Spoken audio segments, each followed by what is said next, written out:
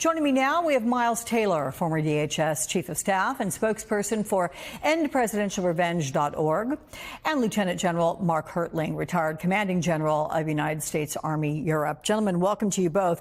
General, on the heels of what Danielle was just talking about there, we also heard Volodymyr Zelensky say, you cannot negotiate peace while you have your adversary continuing to kill your citizens. Is he right? And if so, is that what's happening here? Is it a spin that's happening since the president failed to secure a ceasefire in Alaska on Friday? Are they just trying to spin this as some sort of an explanation saying, you know, we're going to bypass the ceasefire part. We're just going to go right to full on peace? Yeah, Alex, what I'd say is what emerged from Alaska didn't appear to be a step toward peace, but it was instead a dangerous reframing by both President Putin and President Trump. Because for months, President Trump has insisted that the goal is to secure a ceasefire. And Zelensky was okay with that because he knows he can further negotiate. But after Alaska, Trump's claimed that a mere ceasefire, his words, not mine, was unreliable and only a final peace agreement would do. The problem with that declaration is pretty obvious. It's tough for Ukraine, as President Zelensky said, to negotiate peace when they're constantly being shelled. Without a ceasefire, the battle dictates the talks, and the aggressor holds the cards. Ceasefires are imperfect, no doubt about it, and they're often violated, but they matter. They create a breathing space necessary for negotiations. That's what Zelensky's looking for. So, General, the EU and NATO leaders that show up in full force tomorrow, how do you interpret that, and how important a signal does that send to Vladimir Putin? Yeah, I think it's huge. When I heard that this morning, Alex, I thought very smart move on the part of not only the European leaders, but Zelensky to saying, sure, come along with me. Your reporter just now, Danielle, mentioned specifically Finland, and I'll emphasize that as well. Not only, you know, the EU president and the NATO president, Mark Rutte, but Finland, of all the other leaders, carries particular weight. I was in Finland just a few weeks ago, and as NATO's newest member and a vibrant democracy with an 800-mile border with Russia, they're a key member of what's called the NATO Nordic Baltic 8. Helsinki knows the stakes of Russian aggression better than most of the other countries other than the Baltic states. Finland joined NATO not out of opportunism, but of necessity. And they understand that neutrality is no longer a protection, but a vulnerability. They will be a big player in these talks tomorrow, I predict, President Stubbe. Yeah.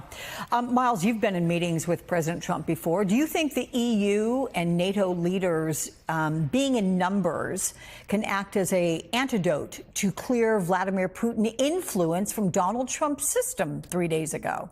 2 days ago now, but 3 days tomorrow.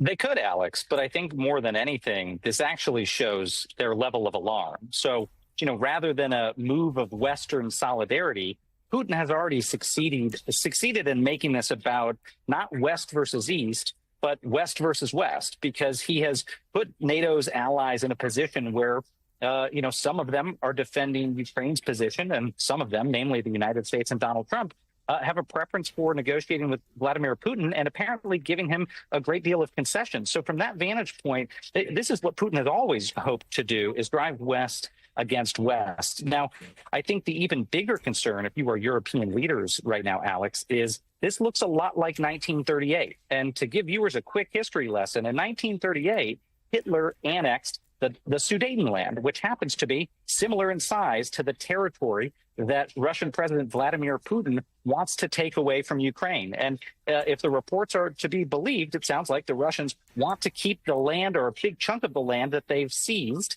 in exchange for ending this war. I say this is like 1938 because when the same concession was made to Adolf Hitler, it was seen as a historic act of appeasement. And all it did was embolden Nazi Germany after they got that deal called the Munich Agreement to then burst into other countries and continue. And a lot of people are feeling that way right now, is that if we give Vladimir Putin Ukrainian territory, he'll wait a beat, he'll take those gains, he'll solidify, and he will continue onward.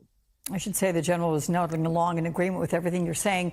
And to you, General, let's put up a picture of the latest map of the ongoing fighting in Ukraine, a lot of it in the Donbass region within the last 24 hours or so. And I want to ask a very specific question about what a so-called land swap that the president talked about might look like.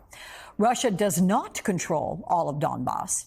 Do you think a potential land swap would see Russia getting all of Donbass but giving back areas that it has taken south of the region? Does that make sense? It makes sense to some people. It doesn't make sense to me, Alex. Having been in Europe and seen the other frozen conflicts and what President Putin and the Russian military have done. One of the things I'll point out, that area that's on that map that you just talked about, yes, Russia wants all of the Donbass, which is Donetsk and Luhansk province. They also want Zaporizhia and Kherson. That area is about the size of the state of Ohio. It's 19% of Ukrainian territory, but it produces about 27% of Ukraine's GDP. Everything from energy to manufacturing to construction to agricultural material. It is a heartland of Ukraine, and it also controls, since you've moved the map outward a little bit, it controls the entrances to the Azov Sea and the Black Sea. Putin has always said he wants to make the Black Sea a Russian lake. And it boundars other NATO countries. So we've really got a problem with this, because I don't think that many of those who are negotiating on behalf of the administration realize how important this area is and how much of a part of Ukraine's culture it is. This is not Russia.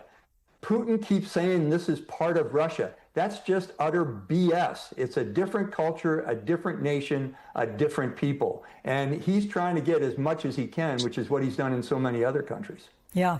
So, Miles, more on the Putin-Trump relationship and something that came up in Trump's Fox interview. After the 2016 election, you worked, my friend, to secure future elections from foreign meddling, including the U.S. response to ongoing Russian interference.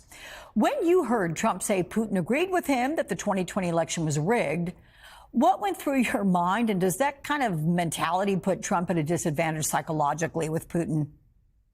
It certainly does. I mean, look, this was always our worry with him when he was negotiating with foreign governments, is that it was very obvious that he was highly susceptible to flattery.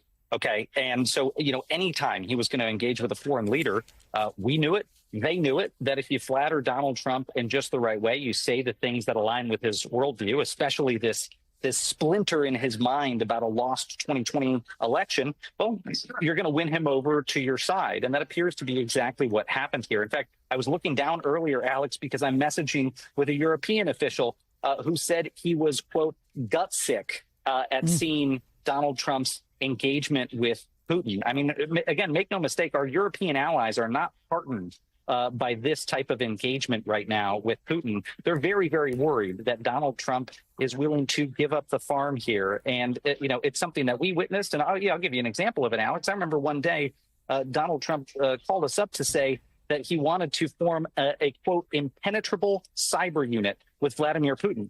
Keep in mind, this was just months after the 2016 election, in which they launched a full-scale cyber manipulation of the 2016 election, or attempted to. And months later, the president of the United States proposes that we cooperate with them on cybersecurity. That's like saying, let's team up with the guy that just broke into our house to secure the neighborhood. He can be our new ADT guy. That's just not the way that you want to run international security. And so I do think our allies see that, and I think they're very concerned, and it's why you see them coming in with Zelensky this week.